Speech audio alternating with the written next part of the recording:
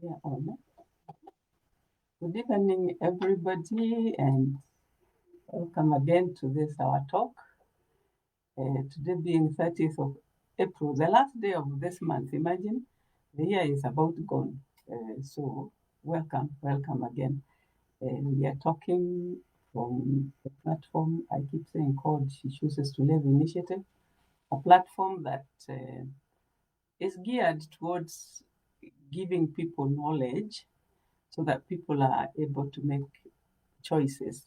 Sometimes not proper choices, but at least to make choices with knowledge. And the baddest thing you can have is ignorance. If you are ignorant, then you really cannot make any kind of choice. So we like to give people knowledge and then leave it to them to make up their minds which choices to take, because with knowledge there is power. So we come from a platform called She Chooses to Live Initiative, which is an NGO that is, uh, like I said, trying to give people knowledge, and especially knowledge where health is concerned in general, but more geared towards reproductive health, because I'm more attuned towards reproductive health than the other fields. And also, I'm a public health expert, so that's the kind of background we have now. To introduce ourselves, this is to my left is my tech guy, who is called Marion Wakahe. She's the able one that keeps me on this Facebook live and tells me when to speak and tells me we are now live, and then she removes me finally when we stop speaking. So she's the one, and she's a lovely tech guy. So kudos to her. Dr. Jane Wakahe, we share a name with her. I don't know what else we share with her, but we share a name. We share a surname. And I am an obstetrician gynecologist. The word obstetrician tongue twists a lot of people. Obstetrician, by the way, means obster. Obster means that standing standing in between a woman's legs as the baby comes out. So that's what obster is. So obstetrics means that I stand there and wait to get the baby. I do not deliver babies. The mothers deliver them. I just receive them. So that's what an obstetrician is. And I'm also a gynecologist, which means that I deal with women's issues, women's diseases in general. So that's what we are, with a background of also public health. And we are delighted to be on this platform and to give as much knowledge as we can. If you want any topic tackled, kindly send us the topic you want tackled, and we shall do our best to deal with it. So today we are doing a part two of something we did last week. We did something called dyspareunia last week. Dyspareunia, I explained last week, means that there is pain during sexual intercourse.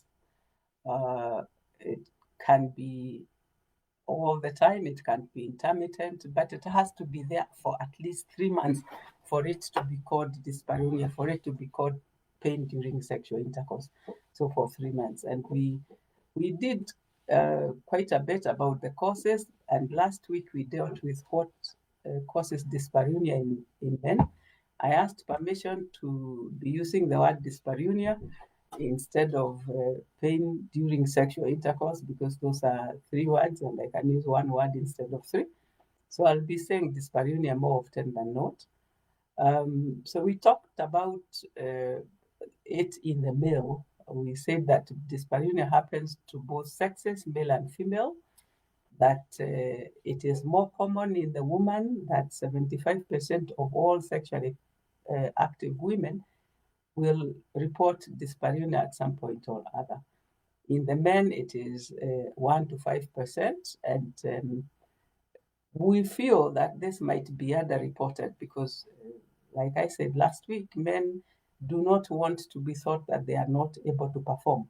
So they would rather keep quiet and quarrel their partner than agree that there is pain that is causing them to not perform. So we said that there are some physical causes, some psychological causes, and some other causes. And we talked about the psychological causes in all of that affect both men and women. And some of those are things like a history of sexual abuse before, sexual abuse, sexual gender violence, also things like stress, things like fear, guilt, things like poor self-image. This affects both men and women, so that's why I'm recouping this one for the women. Then there is the trouble with relationships. Relationships, people who are having sex together need to communicate and to talk, because if there is no communication, then there is a problem. People will not be able to have sex in an enjoyable manner.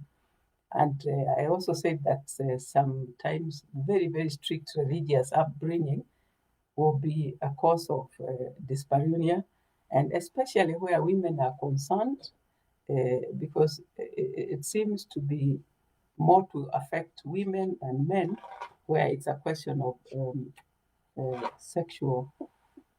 religious strictness where sex is concerned. So that's part of what is the psychological causes of uh, dyspareunia, both in men and women. So now we come to the woman, and we leave the psychological causes; those are dealt with in another way. And we come to the physical causes, physical medical causes that cause dyspareunia in a woman. And we are going to start right from the outside. If we start from the outside at the vulva and the introitus is the entrance of the vagina. If we start at the vulva, then there are a number of things that can be happening to the vulva. There can be ulcers of whatever nature. Is it herpes? Is it warts? Is it cracks? And sometimes it can even be trauma. Um, uh, you would be surprised to know that some people are kicked right there at the vulva, and there's a time we used to call the vulva pale pale. So some people are kicked pale pale by some people, or they could be riding a bicycle and they get traumatized. So it could be trauma, it could be some itching, it could be a skin problem, it could be herpes, it could be what. So from the skin outside, it could be any of those things that are causing pain during sex. And they can be quite painful, especially the herpes simplex or the herpes genitalia. It doesn't matter which herpes it is. They form ulcers there that can be very, very sore and very painful when having sexual intercourse. So on the skin is the skin lesions themselves. Then when we leave the skin, we go a bit deeper and into the vagina, and there are several causes that cause pain at the vaginal level during intercourse. And some of these things are actually the most common one is the dryness of the vagina. And the things that are associated with dryness, mainly of the vagina, is actually the most common is actually inadequate preparation. If there is not adequate foreplay, then the woman will not produce enough lubrication, and they will not be able to be lubricated enough to be able to take a penis going in and out without it hurting them. So the commonest is actually lack of proper lubrication because of lack of adequate preparation. So kindly take your time. Don't just, this is human, don't just jump at it. Take your time and prepare your woman for sex. It makes a lot of difference. The next cause of dryness would be menopause, the women who have reached menopause. their hormones have gone down, and hence they are not being able to produce enough discharge to lubricate themselves. So they can be very, very dry. So at the vaginal level, dryness, lack of adequate preparation, reaching menopause. Some medicines will make a woman kind of dry, especially medicines like antihistamines, those ones that are taken for uh, some conditions that have got to do with allergy. Those ones would make a woman quite dry. And then the other thing, the other time that a woman finds herself dry is when she's actually breastfeeding. And it may take a bit of persuasion for a woman who is breastfeeding for her vagina to go lubricated. So that is at the vaginal level. The main reason, the main things are dryness, and I've said what would usually cause dryness. The other thing that would cause pain in the vaginal region is infections. Here we are talking infections, the common ones, the very, very common ones like yeast. By the way, every woman at some point goes through a yeast infection. It doesn't matter who, at some point you will go through a yeast infection. And when the yeast infection is there, and this is whether you're sexually active or not, if the yeast infection is there in the vagina, then when having sex, then it can be very, very sore indeed, and a bit painful. The other infection that would do the same in the vagina itself is something called Trichomonas vaginalis. Trichomonas is like there are things like small lice that walk around the vagina there, and really make the vagina very, very uncomfortable indeed. When we were talking about sexually transmitted infections, I believe I discussed the trichomonas, because trichomonas is a sexually transmitted infection. Yeast is not a sexually transmitted infection. The other thing, the other infection that would cause quite a bit of vaginal irritation during sex would be what is called bacterial vaginosis. This causes quite a bit of inflammation in the vagina and soreness. And when somebody is having sex, then not only are they smelling very bad when they are having bacterial vaginosis, they are also being very sore indeed there when having sex. So those are the infections of the vagina itself that would cause a problem during sex and make it painful. When we talk about other things, so we've talked about dryness of the vagina, we've talked about infections of the vagina. The other things, there is trauma to the vagina itself. And this trauma can be from childbirth. Immediately after childbirth, the vagina can be quite sore indeed. Some accidents will also hurt the vagina itself. During childbirth, sometimes we give what is called an episiotomy. An episiotomy is we cut the outside of the vulva and the vagina a bit to make it wider for the baby to be able to come through, and that can leave a funny sensation in the vagina where, especially if some nerves are involved, it can leave a funny sensation, and the episiotomy can be a cause of quite a bit of pain indeed. And the other thing that would cause pain where trauma is concerned is any pelvic surgery. Anybody who has had, for example, a uterus removed or any pelvic surgery, there could be some things called adhesions in there, and those could cause quite a bit of pain when somebody is having sex. The other sort of trauma is the FGM. FGM is female genital mutilation. It falls under the gender-based violence, and it can cause quite a bit of pain, and especially some people who, some cultures where not only do they cut off the clitoris, but they also cut quite a bit of the labia and even sometimes stitch up to make the entry quite impossible.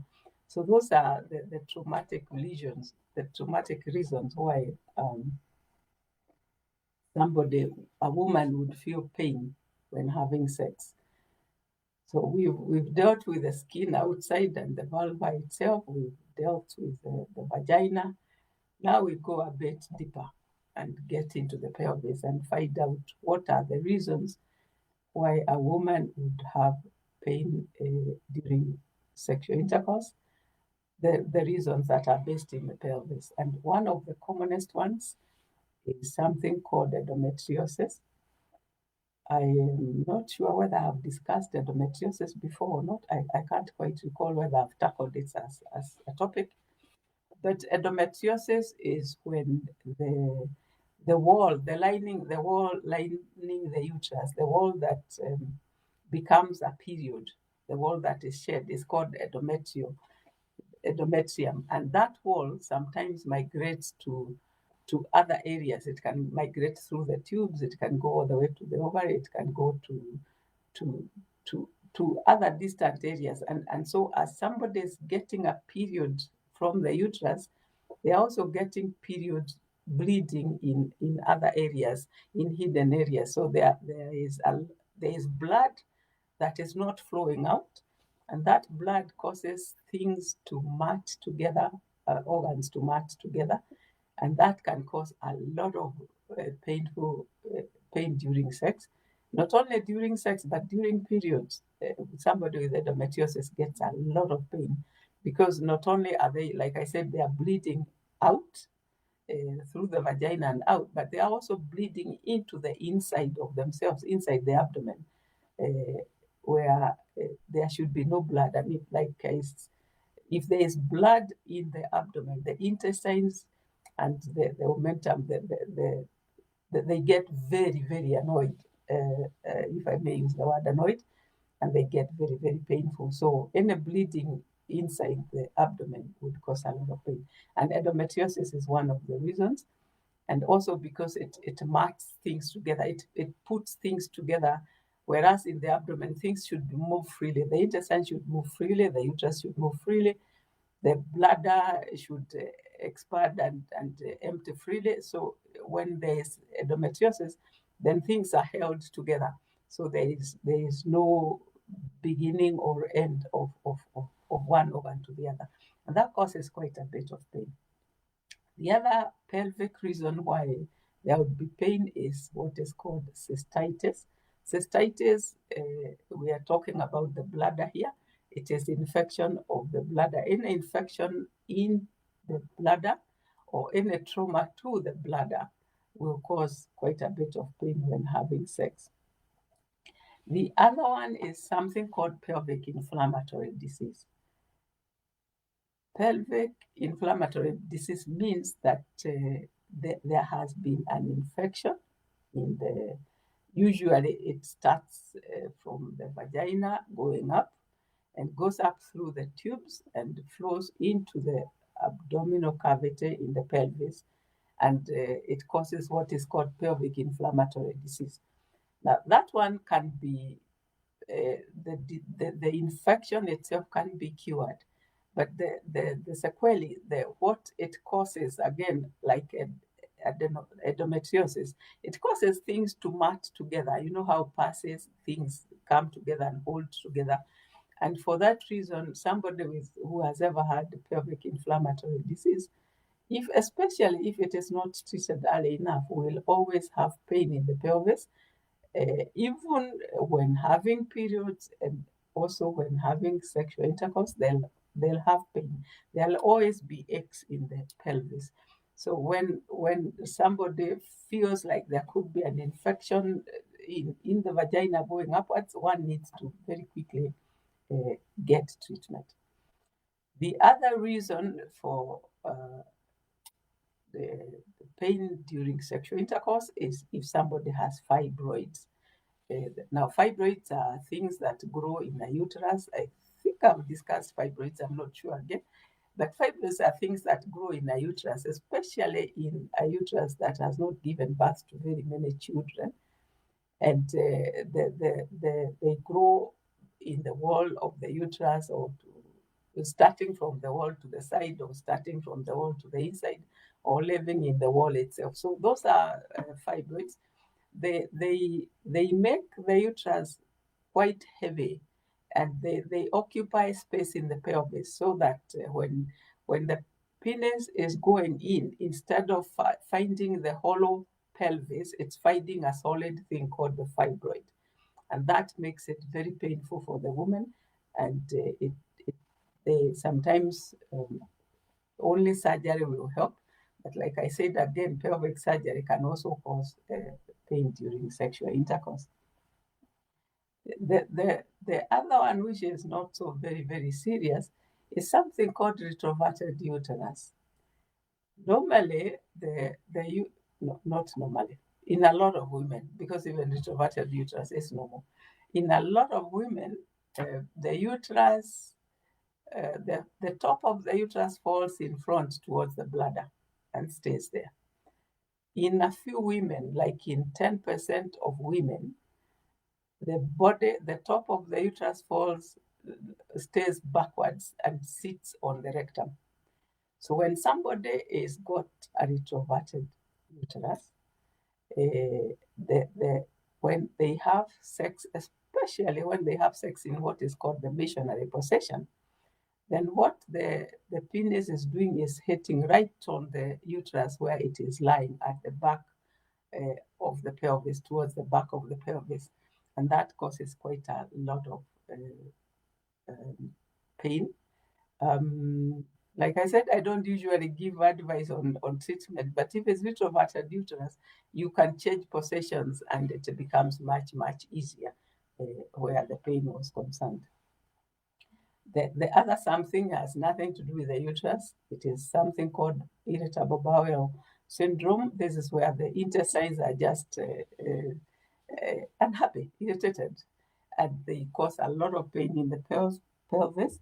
And when that happens, when a woman has what is called irritable bowel syndrome, they can find themselves getting dyspareunia also in the process. Not only things like diarrhea and gas and things, but they also can get dyspareunia. The other reason in the pelvis that would cause pain when having sex is if somebody has been treated for cancer and they have had irradiation of the pelvis, or even what is called chemotherapy, treating with medication, then they are likely to actually feel quite a bit of pain when they start having sex again. Now, those are the causes, the main causes in the pelvis that are physical or medical.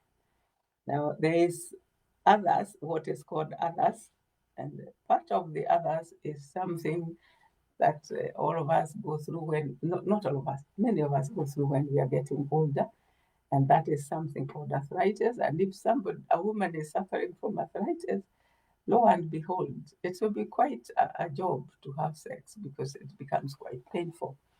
The other one that falls among the others is something called vaginismus. Now, this is a long word, but what it means is that some people, for whatever reason actually unknown, if anything approaches their introitus is the opening of the vagina. If anything approaches there, it doesn't matter, is it a finger, is it a stick, is it a penis, whatever it is, if something approaches there, then their pelvic muscles go into spasm. They tighten and tighten very hard, and they'll not let go. And hence that means that when trying to penetrate, the vagina is always so tightly held that there is no way of penetrating. And if a penis tried to penetrate that vagina, then it would be a lot of pain. And people with vaginismus, again, like I said, I don't offer help, but I don't offer treatment on this platform. But people with vaginismus need a long time to talk with their gynecologist, to talk with their counselors, to decide whether is it really vaginismus or is it Is it just fear? Is it just fear that is causing this, or whether it is true vaginismus? Because then it's a long haul. It's something that needs a long time to be managed. But so the earlier that somebody knows that they're having it, the better, so that they start early. So those are basically the causes of a woman getting pain when having sexual intercourse. We started from outside at the vulva area. We came through the vagina. We've come through the pelvis. And those are the reasons. There are times when if so these are the things that would cause persistent pain, like I said, of more than 3 months. There are other pains that occasionally happen when the cervix is hit head on by the penis, but that's not dyspareunia. That happens one off and it goes. So that is not really categorized among the dyspareunia. Now, how do we diagnose dyspareunia? The most important thing is actually the history. Like in the man, in the woman, the most important thing is the history. Taking a proper history, including were these people ever sexually assaulted by anybody? What what time does the pain occur during sex? Is it during or is it after? Are there some positions that would make it better? Is it with a specific person, or if somebody has multiple partners, is it with everybody or with a specific person? So history is very important, especially the very, very past history, to know the past history of how they have been sexually brought up. Is it a very, very strict religious bringing? Were you told it's a bad thing, it's a bad thing, it's a bad thing all along? So history is very, very important. And then the next thing we do after taking a history is to examine the lady. And we are talking about examining the whole of the external genitalia. We are looking for lesions. We are looking for ulcers there. We are looking for any signs of trauma. We are looking for any cracks outside there. Then the doctor would examine the vaginal canal.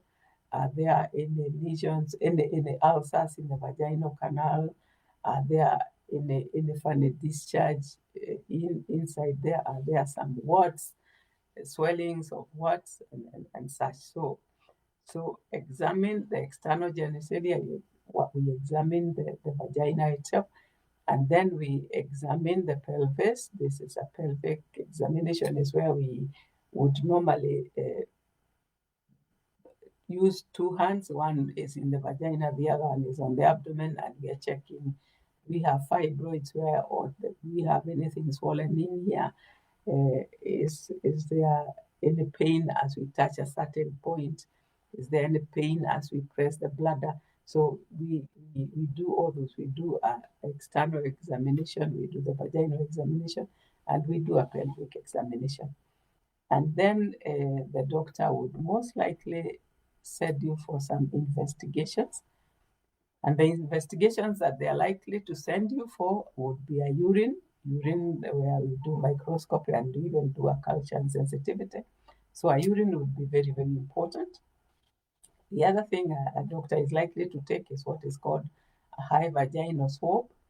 That's a swab that is taken and the material discharge taken from the vagina sent to the laboratory, and if there is any infection, then the laboratory would be able to release what kind of infection it is and what kind of treatment that is required. The other thing that we would do as doctors is we do a pelvic ultrasound,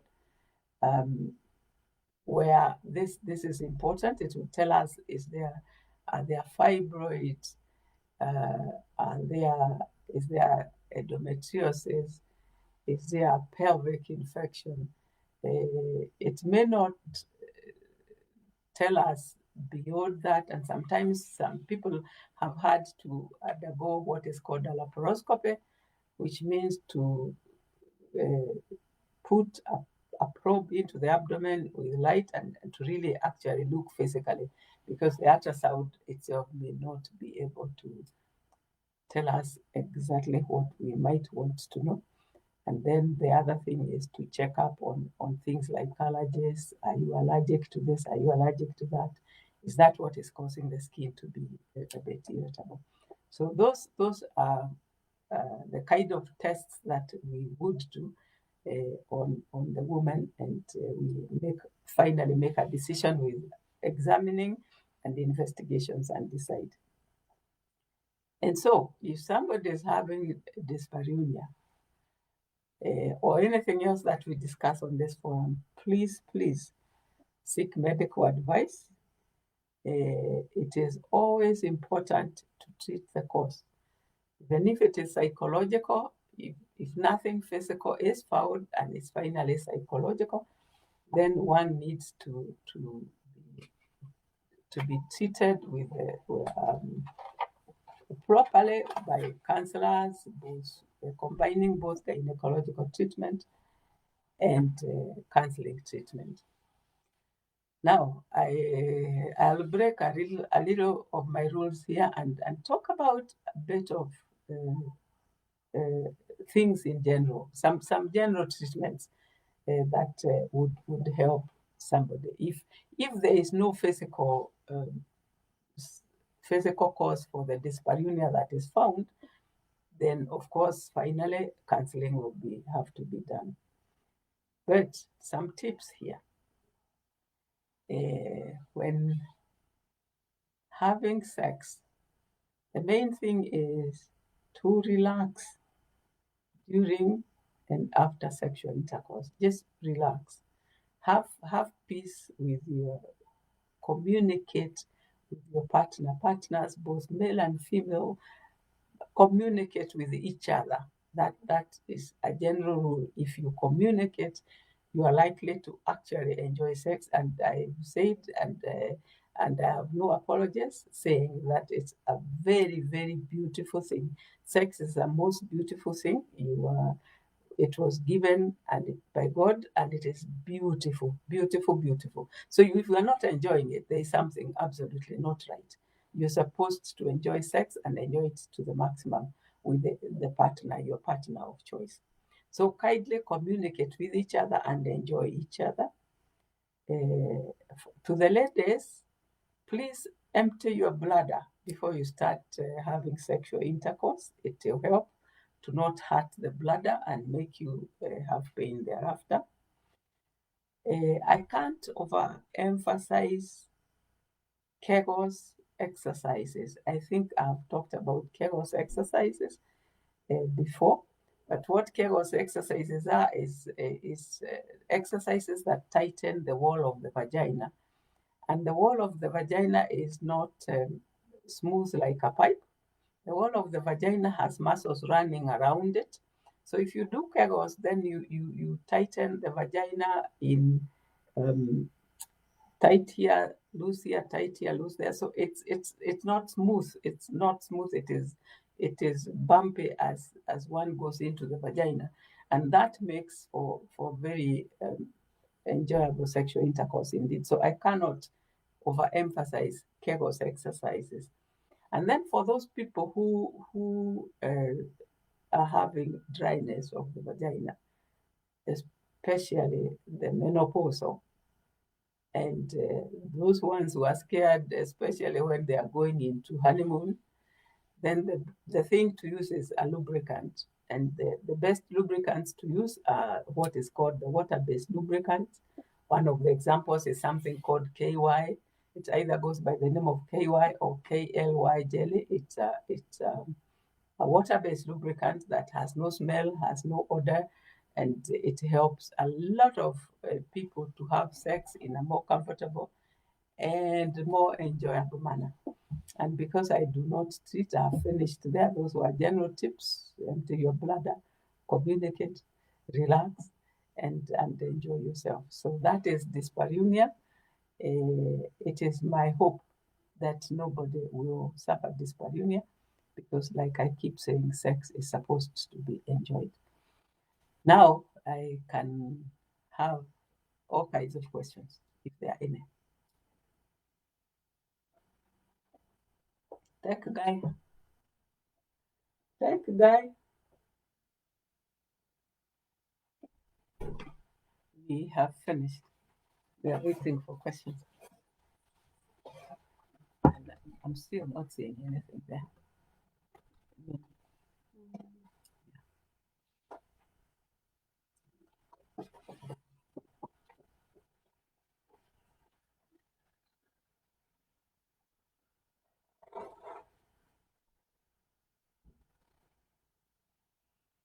So come and check if there are any questions.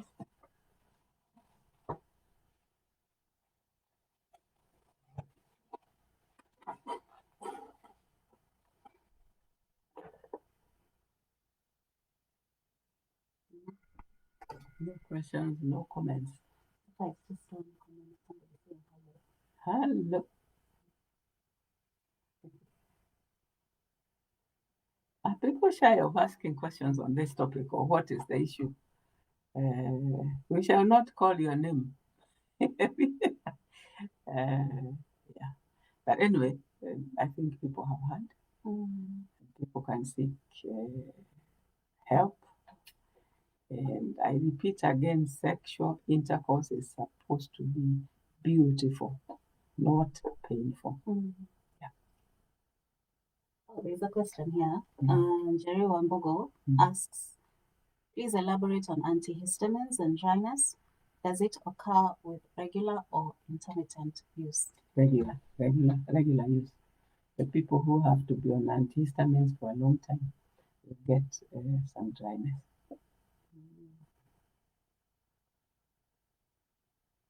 Any other? End of story.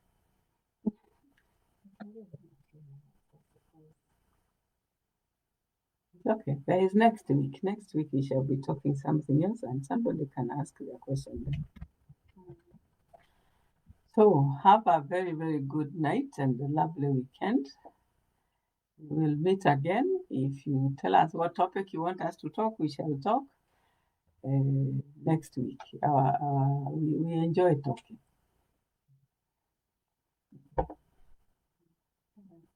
That's it.